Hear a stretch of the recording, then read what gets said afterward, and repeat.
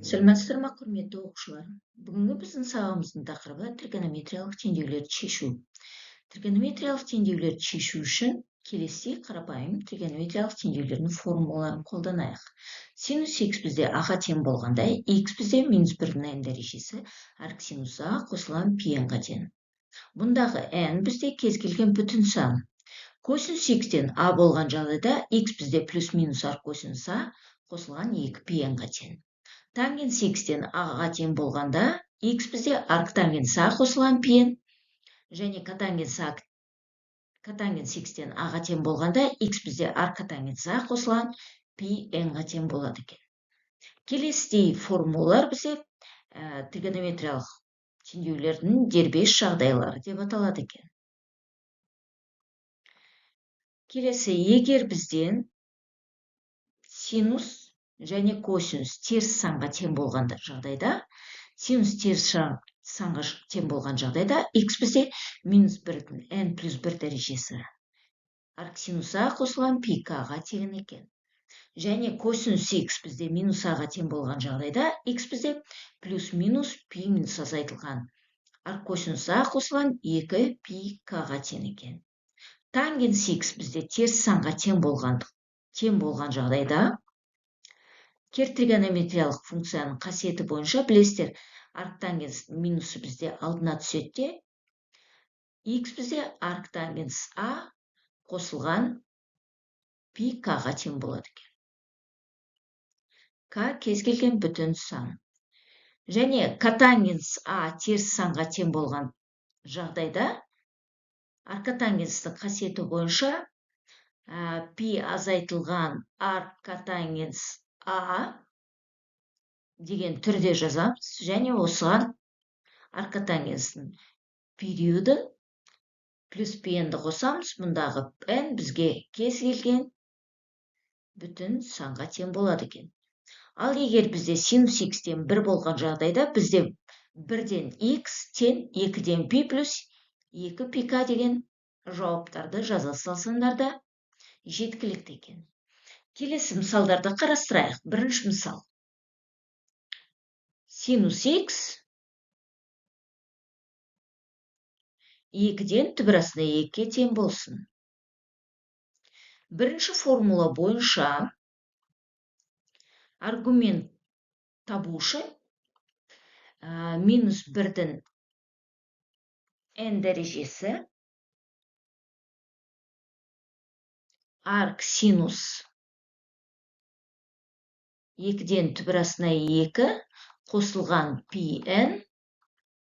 Мұндағы n бізге кез келген бүтін санға тең болады. Осыдан x бізде минус 1-дің n дәрежесі арк синус кер тригонометриялық функция бізде сан түрінде берілгенде, біз оны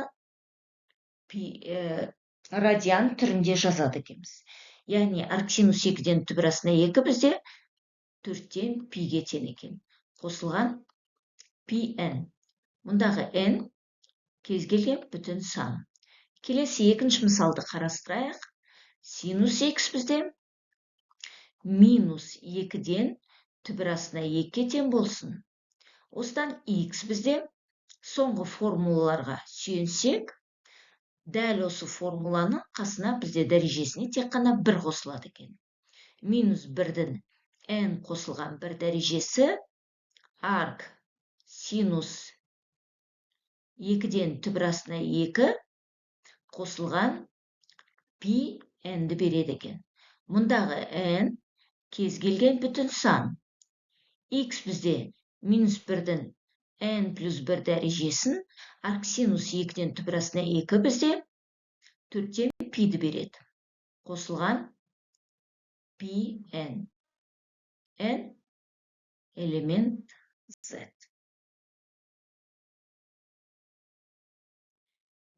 Келесі үшінші мысалды қарастырайық. Косинус x 2-ден 1-ге тең болсын. Онда екінші формуланы пайдалану арқылы x-тен плюс минус арк косинус 2-ден 1 қосылған 2 пи n деген теңдікті алады екенбіз. N бүтін сандар жиынының кез келген элементі. Осыдан x тең болады бізде плюс минус косинус 2-ден 1 бізде алттан тең пиге тең қосылған 2 пи n кез келген бүтін сан. Келесі төртінші мысалды қарастырайық. 2 косинус x қосылған 1 тең 0 деген теңдеу берілсін. Осы теңдеуді ең біріншіден стандарт түрге келтіріп алайық. Ол үшін 2 косинус x-ті, яғни айнымалыны теңдеудің сол жағына қалдырып, бос мүшені теңдеудің оң жағына қарама-қарсы таңбамен көшейік. Енді бізге кедергі жасап тұрған 2-ні теңдеудің екі жағында осы 2-ге бөлшерейік. Осыдан косинус x тең болады бізде минус 2-ден 1. Осыдан келесі соңғы формулаларды пайдалану арқылы x бізде тең болады плюс минус пи азайтылған арк косинус 2-ден 1 қосылған 2 пи к деген формуланы аламыз. К кез келген бүтін сан. Яғни пи n деп алсаңдар да болады, пи к деп алсаңдар да болады. Яғни n мен к-ның орнына кез келген әріпті ала аласыздар. Осыдан x тең болады бізде плюс минус пи азайтылған тең пи қосылған 2 пи к. К кез келген бүтін сан. Енді кез келген сан бөлімде бізде 1 болады. Ортақ бөлімге келтірсек, бірінші бөлшекке 3-тен береміз, екінші бөлшекке 1-ден береміз. Осыдан x тең болады бізде плюс минус 3-тен 3 пиден 1 пиді азайтсақ, 2 пи болады екен. Қосылған 2 пи к. Мұндағы к кез келген бүтін сан.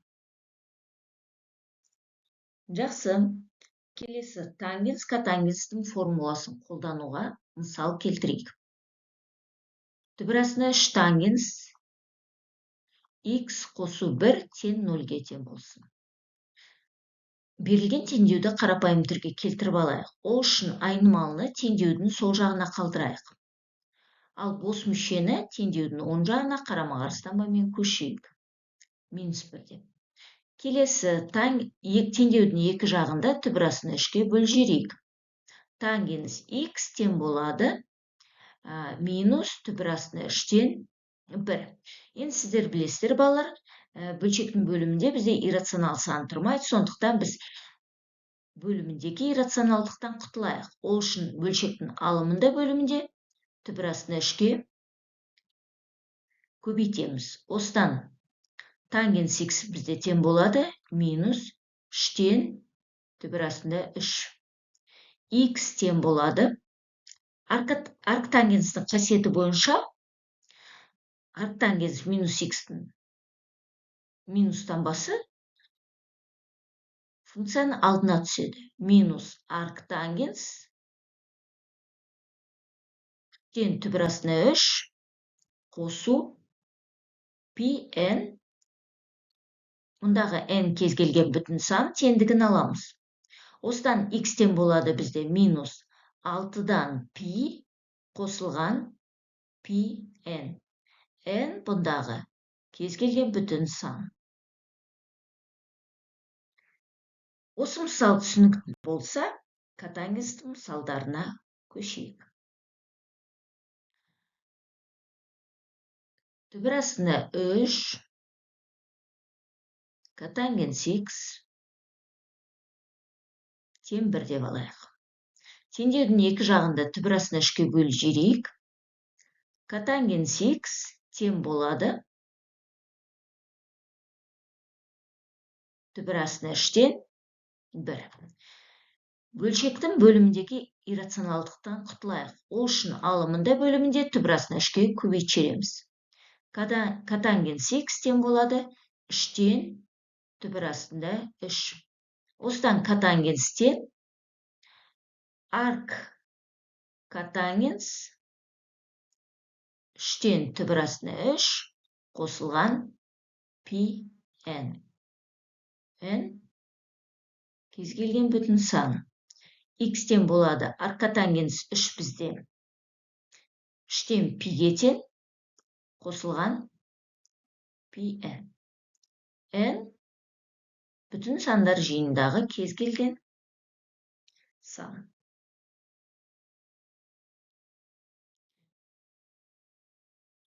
Котангенс x қосу 1 тең 0 деген теңдеуді қарастырып көрейік. Котангенс x тең 0 плюс 1 теңдеудің екінші жағына минус 1 деп көшіріледі екен. Осыдан котангенс x тең болады минус 1. X тең, сіздер білесіздер, арк котангенстің қасиеті бойынша арк котангенс теріс санға тең болған кезде x бізде пи азайтылған арк котангенс 1-ді береді екен. Қосылған пи к. Яғни арк котангенс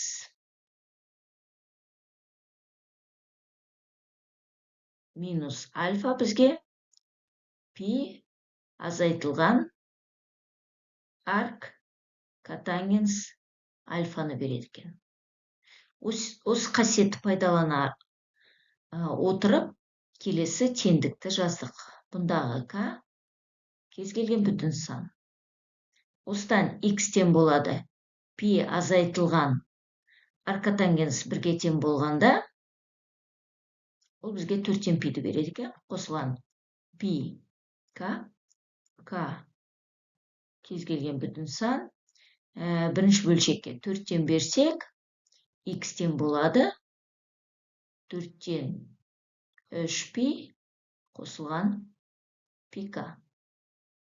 К кез келген бүтін сан.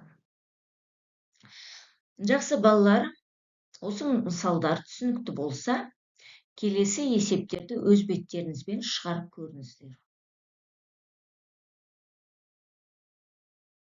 Келесі сабаққа дейін құт сау болыңыздар.